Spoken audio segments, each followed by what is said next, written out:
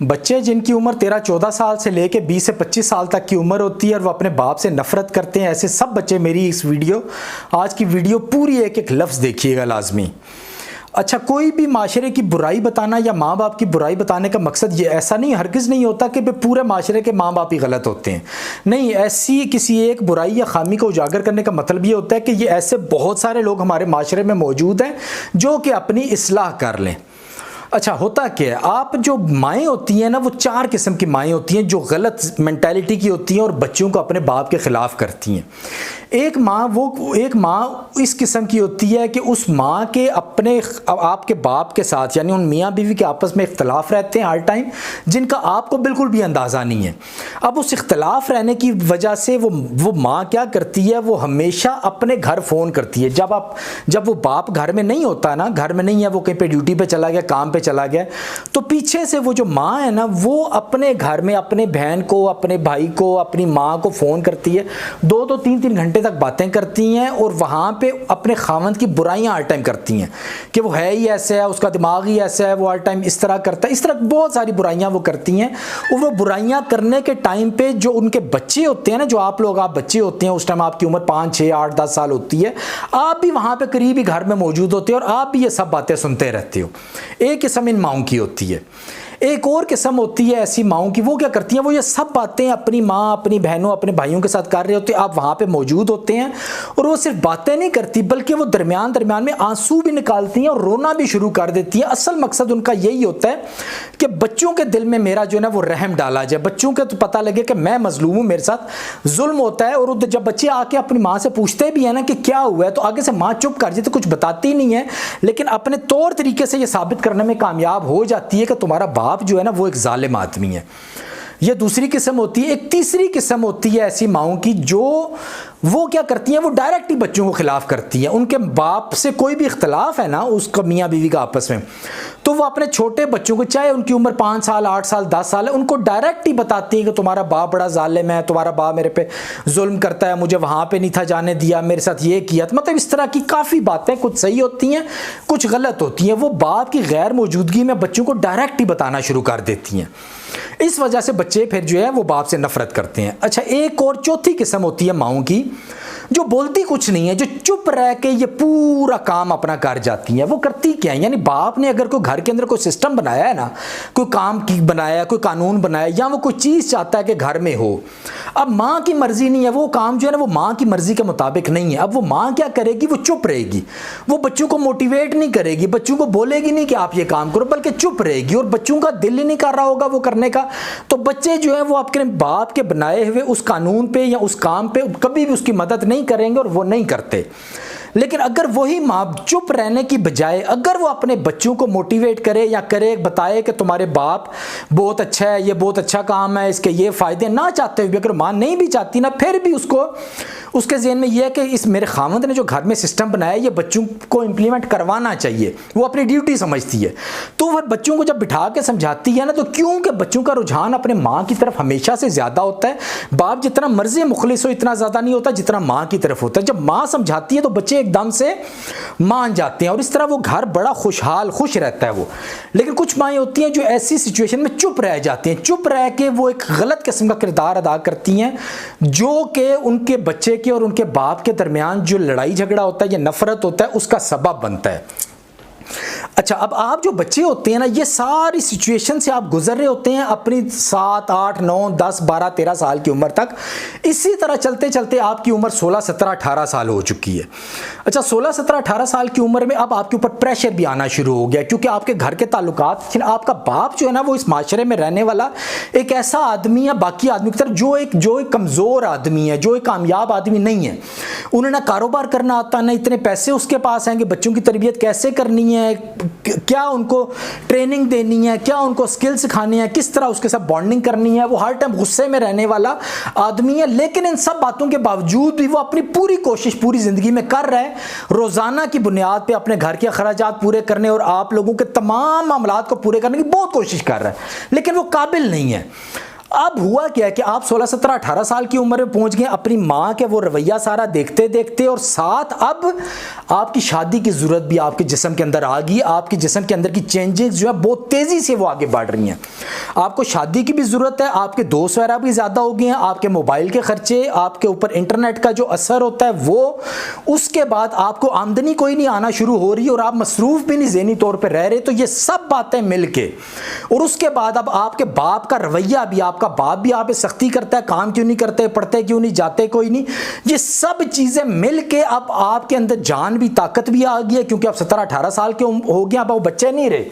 तो वो जो माँ ने आपके अंदर जहर भरा था या शुरू से वो आपके बाप के खिलाफ किया था, वो अब पूरी तरह शिद्दत के साथ आपके सामने आके खड़ा हो गया। और अब आप अपने बाप को अक्सर गालियां भी निकालते हैं, लड़ते भी हैं और उससे सख्त नफरत का इजहार करते हैं। लेकिन इस टाइम पे जो है वो ये मसला नहीं है कि वाकई आपका बाप ये ऐसा जालिम आदमी है, नहीं।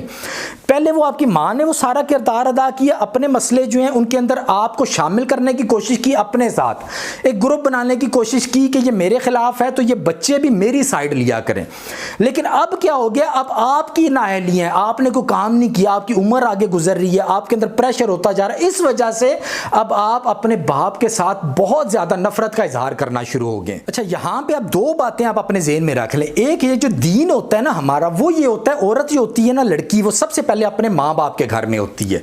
जो बाप होता है ना, वो औरत का वली होता है। बाप जो होता है वो जिम्मेदार होता है घर का। बेशक एक बेटी जो है उसकी मोहब्बत ज्यादा बेटी अपनी माँ के साथ होती है, लेकिन असल वली, असल सरबराह दीन ने बाप को मुकर्रर किया होता है। उस घर में रहते हुए जो भी बाप अपना सिस्टम बनाता है या हुक्म देता है या जो भी तरतीब बनाता है, उस बेटी पे ये फर्ज होता है कि हर हाल में उस अपने बाप का हुक्म को मानना। यही हमारा दीन कहता है और इसी में बेटियों के लिए भलाई भी होती है। लेकिन जैसी शादी हो जाती है, शादी के बाद बाप उसका वली नहीं रहता। शादी के बाद जो उसका खावंद उसका वली हो जाता है, वो जिम्मेदार होता है, जो खावंद उसको कहता है वही उसने करना होता है। अब वो जिस भी तरीके से घर के कानून बना रहा है, यहां तक कि अगर वो खावंद ये भी बोलता है कि तुमने अपने माँ बाप के घर में भी नहीं जाना, तो ये बेटियों को चाहिए कि उसको अपने खावंद के आखिरी फैसला मानते हुए, जिस तरह वो पहले जब अपने बाप के घर थी तो अपने बाप के फैसले को आखिरी फैसला मानती थी, इसी तरह अब अपने खावंद के घर आने के बाद उनको आखिरी फैसला अपने खावंद का ही मानना चाहिए। और यहाँ पे जो पीछे माँ बाप होते हैं ना लड़की के, ये उनका असल काम होता है कि अपनी बेटी को ये बताना कि आप अगले घर में जा रही हो, वहां पे आपके खावंद ने जो भी कहना है वो कर रहे हैं। अब हमारे पीछे नहीं आना या हमारे पीछे वापस आके बार बार बातें करना, कुछ अपनी जो पहली तरजीह है वो अपने खावंद को आपने रखना है, हमें नहीं रखना। ये जो पूरा लेक्चर होता है या पूरी एक चीज़ होती है, ये पिछले लोगों को अपनी बेटी को देनी चाहिए ताकि उनकी बेटी बार बार अपने अगले घर के जो मसले मसाइल हैं, जो चीज़ें हैं, वो वापस अपने पिछले घर में ना लेके आया करें। अब होता क्या है, दूसरी बात कि आपने सबसे पहले, अगर आप अपने बाप से नफरत करते हैं ना, आपने सबसे पहले ये पता करना है कि जब आपके माँ और बाप की शादी हुई थी ना, उस वक्त से लेके जब आपके घर पहली औलाद पैदा हुई थी, इन माँ बाप की जब पहली औलाद पैदा हुई थी, अगर आप सबसे बड़े भाई हैं तो आपके पैदा होने तक और आपके माँ बाप की शादी होने के दरमियान में क्या गुजरी थी, इस चीज़ का आप लोगों को बिल्कुल भी अंदाज़ा नहीं है। आप अगर ये पूरी स्टोरी कहीं से पता कर लेंगे तो आपको बिल्कुल अंदाज़ा हो जाएगा कि आप आज अपने बाप से नफरत क्यों करते हैं। ये होता क्या, 95% हमारे माशरे में ये होता है कि जब आपके माँ बाप की शादी होने लगी थी ना, तो आपके माँ बाप के जो माँ बाप थे ना, उन्होंने बगैर देखे सुने, बगैर सोचे समझे, बगैर कुछ तय किए कि आपने जॉइंट फैमिली सिस्टम में रहना है, लड़का कमाता क्या है, लड़के की इनकम क्या है, लड़के की जायदाद कितनी है, लड़की किन आदतों की है, इन सब चीज़ों को देखने की बजाय बल्कि थोड़े बहुत लालच के चक्कर में उन्होंने दिन दिहाड़े ना दिन ना रात देखी, ना कुछ पता किया, ना उसके दोस्तों से पता किया, ना निकाहनामे के ऊपर कोई शर्तें रखी, उन्होंने शादी कर दी। शादी करने के बाद क्या होता है, ये मियाँ बीवी आपस में 3-4 महीने 5 महीने तक बहुत खुश रहते हैं, क्योंकि नई नई शादी हुई होती है, उससे खास किस्म का एक मिजाज हुआ होता है, उसमें वो बहुत खुश रहते हैं। लेकिन जैसे ही 4-5 महीने गुजरते हैं ना, यही मियाँ बीवी एक दूसरे लड़ाइयाँ शुरू कर देते हैं। और लड़ाइयाँ किस वजह से होती हैं, तूने मेरे बाप को ये क्यों बोला, तूने मेरे भाई को ये क्यों बोला, मेरा भाई आया था तो उसको खाना क्यों नहीं अच्छा खिलाया, मेरी माँ को, यानी कि दोनों अपने घरों की वजह से लड़ाइयाँ शुरू कर देते हैं। लड़ाइयाँ इतने अरूज तक पहुँच जाती हैं कि इसी दौरान में किसी एक बच्चे की भी पैदाइश हो जाती है। अगर आप बड़े बच्चे हैं तो आपकी पैदाइश हो गई है, लेकिन इतनी इनकी लड़ाइयाँ ये ख़त्म नहीं होती, हत्ता कि इन लड़ाइयों के दरमियान तक अक्सर एक दूसरे पे हाथ भी उठाया जा चुका होता है, या 1-2 दफ़ा आपकी माँ अपने घर भी वापस जा चुकी होती है, लेकिन उनके आपस के इख्तलाफात कोई नहीं होते। ये सारी बातें कभी भी आपके माँ बाप ने आपको नहीं बताई और ना ही आपको पता है। तो ये जो पूरी स्टोरी होती है ना, इसके बाद वो जो नफरतें होती हैं ना उस टाइम जो पैदा हुई होती हैं, ये नफरतें आपके माँ बाप के अंदर मौजूद है, आज भी मौजूद है। आपकी उम्र 13, 14, 16 साल हो चुकी है, आज भी उन दोनों के ज़हनों के अंदर, दिमागों के अंदर ये नफरतें मौजूद है, क्योंकि वो जो इस किस्म की 4 किस्म की माएँ बताई हैं ना, ये अपने को चेंज नहीं करती हैं। ये मजीद दिन ब दिन और ज़्यादा हरकतें करती रहती हैं। कि कब तक ये हरकतें करती हैं कि एक टाइम आता है आपकी उम्र 16, 18 साल हो चुकी है, अब आप पक्की अच्छी तरह नफरत कर चुके हैं अपने बाप से और आपकी ज़िंदगी भी आगे तकरीबन ख़राब होने के करीब जा चुकी है। अब ये माँ आपको क्या बोलेगी? अब ये माँ आपको बोलेगी अपने बाप का ख्याल रखा करो, अपने बाप के साथ इज्जत से बात किया करो, आपका बाप बूढ़ा हो गया, उसने ज़िंदगी में आप लोगों के लिए बहुत कुछ किया। अब ये माँ जो है ना आपके साथ ऐसी बातें शुरू कर देगी। हालांकि ये वही माँ है जिसने आपको यहाँ तक पहुँचाया कि आपने अपने बाप से नफरत शुरू की है, लेकिन अभी इस स्टेज पे आके यही माँ आपको दूसरी तरह की नसीहतें करना शुरू कर रही है। अच्छा, अब इस सारी सिचुएशन के अंदर आप फंसे हुए, आपने करना क्या है? इसका हल क्या है? इसका हल यह है कि सबसे पहले आपने बेटा होने के नाते ये बात ज़हन में रखना है, अगर आपकी उम्र 16, 18, 20, 25 साल होगी, आपने किसी भी ग्रुप का हिस्सा नहीं बनना। आपको माँ बाप को ये नहीं ज़हन में आना चाहिए कि आप जो ना एज ए औलाद आप मेरी फिक्र नहीं करते हो, बल्कि आप माँ की साइड लेते हो। यहाँ कभी माँ की साइड लेके आपने कभी बाप के साथ ऊंची आवाज़ में बात करना या गाली निकालने का ये काम कभी भी नहीं करना। आपके ज़हन में ये होना चाहिए कि आप दोनों के लिए ही मुखलिस हो और दोनों ही आपके साथ मुखलिस हैं, लेकिन क्योंकि हमारा ये माशरा जहालत से भरा हुआ है, उस जहालत की नज़र हुए हैं ये हमारे माँ बाप भी, इस वजह से शुरू से अभी तक उन्होंने ये हरकतें करके हमें भी यहाँ तक पहुँचा दी। अब उनकी इस्लाह करनी है आपने। इस्लाह करने के लिए सबसे पहले आपने किसी ग्रुप का हिस्सा नहीं बनना। हमारे जो बाप है ना, वो जहाँ पे ना इतने काबिल भी नहीं है, कुछ करने के काबिल भी है, काबिलियत नहीं है उनके अंदर, वहाँ ही वो उनके आपसे नफरत करने की बहुत सबसे बड़ी वजह ये होती है, वो जब देखते हैं ना कि बच्चे का टिल्ट ज़्यादा माँ की तरफ है, वो माँ की साइड ले रहा है, माँ के ग्रुप का वो हो गया, इस वजह से फिर बाप जो है बच्चे के साथ और ज़्यादा नफरत करना शुरू कर देता है। हालांकि अंदर से ऐसा नहीं होता, अंदर से एक बाप जो होता है ना, वो आपको अपने से ज़्यादा काबिल बनाना चाहता है। तो अब आपने किसी एक की भी साइड नहीं लेनी, दोनों के लिए आपने, हाँ अगर आप कर सकते हैं तो आप ऊंची आवाज़ में दोनों को बुरा बोला करें कि आप लोगों ने ना शादी करते हुए दूसरे बातें तय की, ना बाद में अपने एक दूसरे के घरों को नीचा दिखाने के लिए आप लोगों की लड़ाइयाँ की, उसके बाद अब हमारा भी आप लोग कान भरते हैं। इस तरह की कोई भी आप सोच रख के अपने माँ बाप को ऊंची आवाज़ में बोला करें, दोनों को पता लगे कि हमारा बच्चा हम दोनों को बुरा बोल रहा है या हम दोनों की इस्लाह के लिए काम कर रहे हैं। और दूसरी जो सबसे बड़ी बात है वो ये कि अब आप 16-18 साल की उम्र में पहुंच चुके हैं, 20-25 साल की उम्र में। अब आप ये ज़हन से निकाल दें कि आपके माँ बाप ने सब ये गलतियां की हैं, ये मसले मसाइल किए हैं, इस वजह से आप आज तक किसी जगह पर नहीं पहुंच सके। ये बातें ज़हन से निकाल दें और दोबारा से अपने इस माँ बाप की जो लड़ाई झगड़े मसले मसाले, इनसे अगर रहते हुए अपनी एक नई लाइन बना सकते हैं तो बनाएं, नहीं तो इनको साइड पर करके कहीं साइड पर निकल जाएँ, आँखें बंद करके किसी और मुल्क में चले जाएँ, कोई और काम शुरू करें। जल्दी से जल्दी अपने आप को जिम्मेदार समझें कि मैं ही जिम्मेदार हूं, मेरी आज तक कोई अगर लाइन नहीं बनी है। अपना एक प्रॉपर स्किल सीखें और अपने आप को फाइनेंशियली तौर पे जल्दी से जल्दी स्टेबल करें और जल्दी से जल्दी अपनी शादी करें। और आपने जो ज़हन में ये बिठा के रख के बैठे हुए हैं ना कि मेरे बाप ने मेरे पे जुल्म किया है, मेरे बाप ने मेरे लिए ये कुछ भी नहीं किया, मेरे बाप ने ऐसा नहीं किया, ये सब बातें ज़हन से निकाल दें। अब वो टाइम गुजर गया जब आपके माँ बाप ने या सिर्फ बाप ने आपके लिए कुछ करना था। अब आप बड़े हो चुके हैं।